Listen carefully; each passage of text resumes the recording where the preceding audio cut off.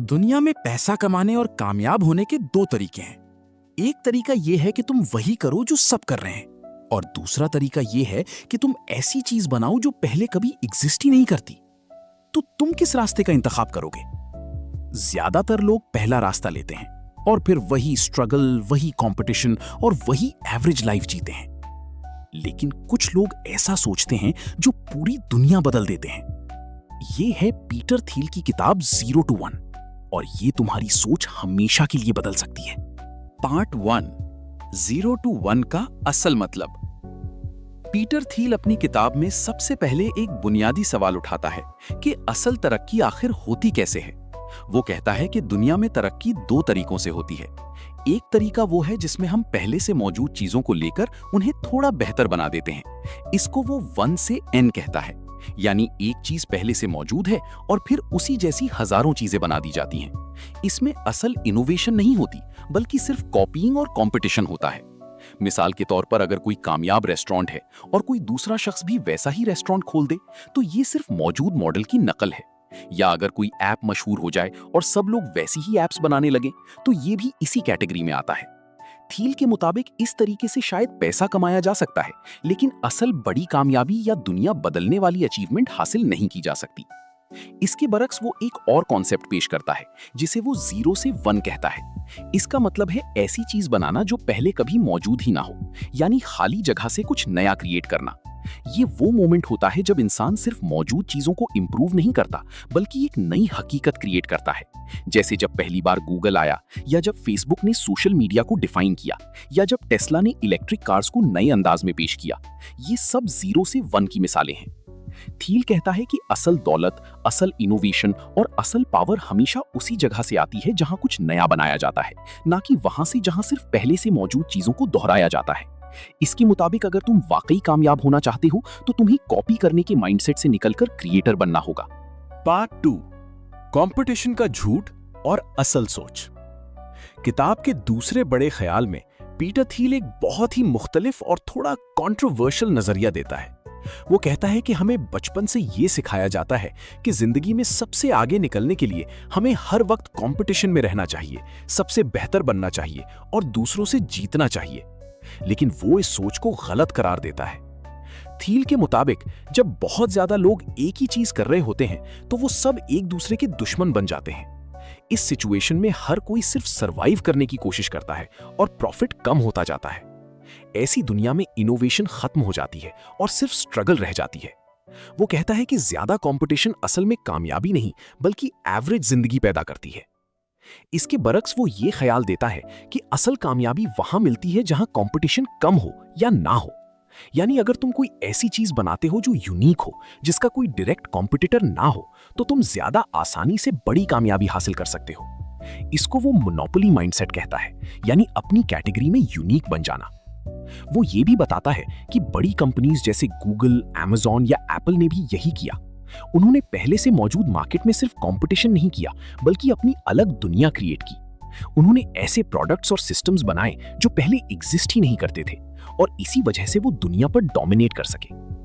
Thiel के मुताबिक अगर तुम वाकई आगे बढ़ना चाहते हो, तो तुम्हें ये सोचना होगा कि मैं दूसरों से बेहतर कैसे बनूं नहीं, बल्कि ये सोचना होगा कि मैं ऐसी चीज कैसे बनाऊं जो किसी और के पास ही ना हो।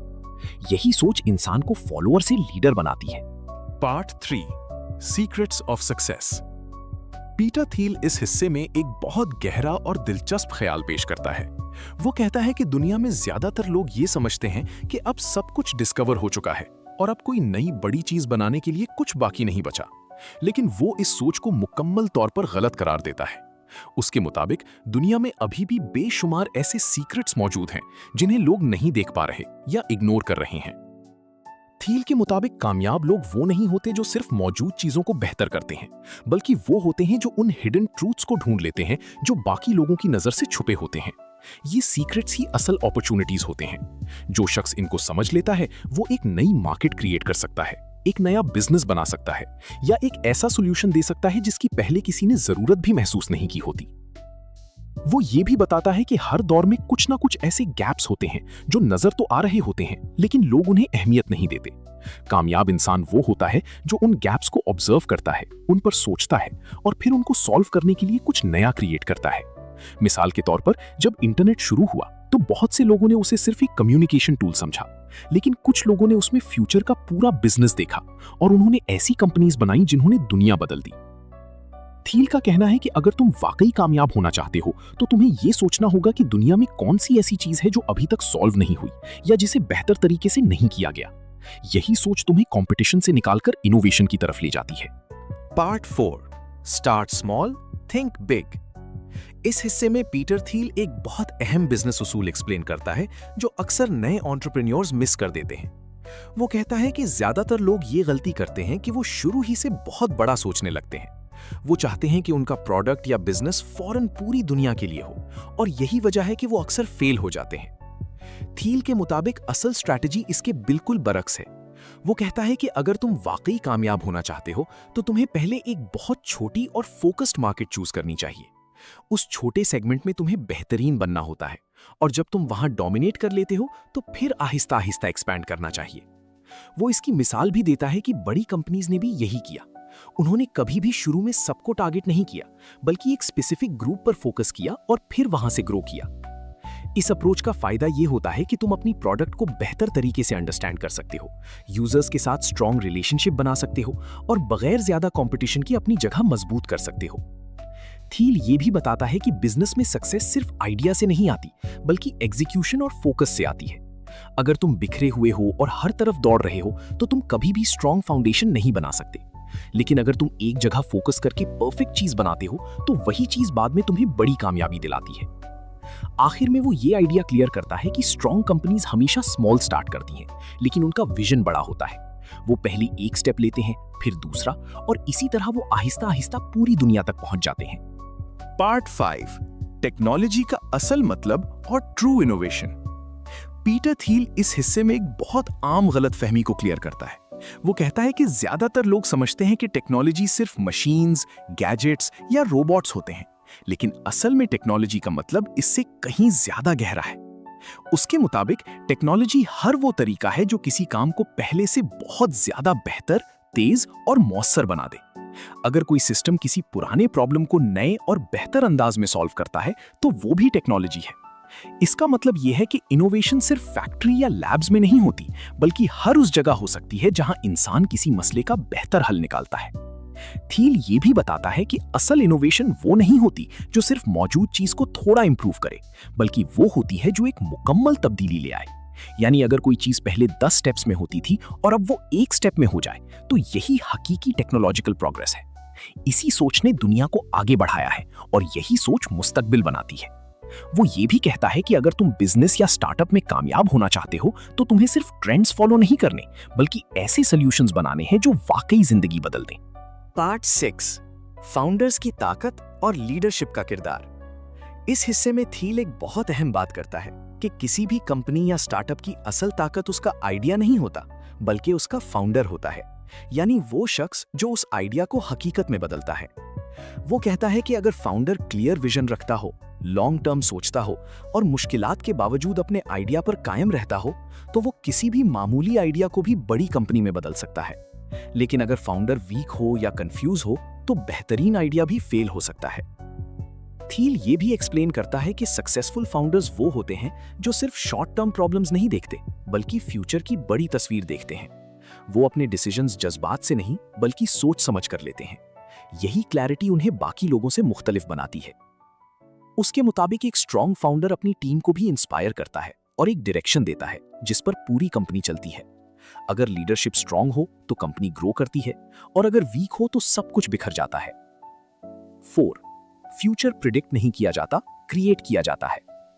किताब के आखिरी बड़े ख्याल में पीटर थील एक पावरफुल कंक्लूजन देता है। वो कहता है कि ज्यादातर लोग ये कोशिश करते हैं कि वो फ्यूचर को गेस करें, यानी ये अंदाजा लगाएं कि आने वाले सालों में क्या होगा, लेकिन वो इस सोच को लिमिटेड करार देता है। उसके मुताबिक असल सक्सेसफुल लोग वो होते हैं जो फ्यूचर को प्रिडिक्ट नहीं करते, बल्कि उसे क्रिएट करते हैं। वो सिर्फ हालात के मुताबिक नहीं चलते, बल्कि हालात को खुद शेप करते हैं। वो ऐसे डिसीजंस लेते हैं जो नई इंडस्ट्रीज, नई टेक्नोलॉजीज और नई अपॉर्चुनिटीज पैदा करते हैं। थील कहता है कि अगर तुम सिर्फ ट्रेंड्स को फॉलो करोगे तो तुम हमेशा एवरेज रहोगे, क्योंकि तुम हमेशा दूसरों के पीछे चल रहे होगे। लेकिन अगर तुम कुछ नया क्रिएट करोगे तो तुम फ्यूचर की लीडर बन जाओगे। वो इस बात पर जोर देता है कि दुनिया को ऐसे लोगों की जरूरत है जो रिस्क लेने से ना डरें और कुछ ऐसा बनाएं जो पहले कभी एग्जिस्ट नहीं करता था। यही लोग दुनिया का रुख बदलते हैं और हिस्ट्री में याद रखे जाते हैं। तो ये थी पीटर थील की किताब 0 to 1। ये किताब हमें सिर्फ बिजनेस नहीं सिखाती, ये हमें सोचना सिखाती है कि दुनिया में असल कामयाबी कॉपी करने से नहीं आती, बल्कि कुछ नया बनाने से आती है। अगर तुम सिर्फ वही करते रहोगे जो सब कर रहे हैं, तो तुम भी सब जैसे ही रहोगे। लेकिन अगर तुमने हिम्मत की, अगर तुमने कुछ ऐसा बनाया जो पहले कभी एग्जिस्ट नहीं करता था, तो तुम सिर्फ एक बिजनेस नहीं बनाओगे, तुम अपनी पहचान बनाओगे। क्योंकि दुनिया को फॉलोअर्स की नहीं, क्रिएटर्स की जरूरत है। तो आज अपने आप से ये सवाल जरूर पूछो, क्या मैं सिर्फ दूसरों को फॉलो कर रहा हूं या मैं कुछ नया क्रिएट कर रहा हूं? और याद रखो, 0 से 1 जाने वाला ही असल गेम चेंजर होता है। अगर ये वीडियो आपको पसंद आई हो तो लाइक जरूर करें और ऐसी ही नॉलेज बेस्ड वीडियोस के लिए चैनल को सब्सक्राइब करें।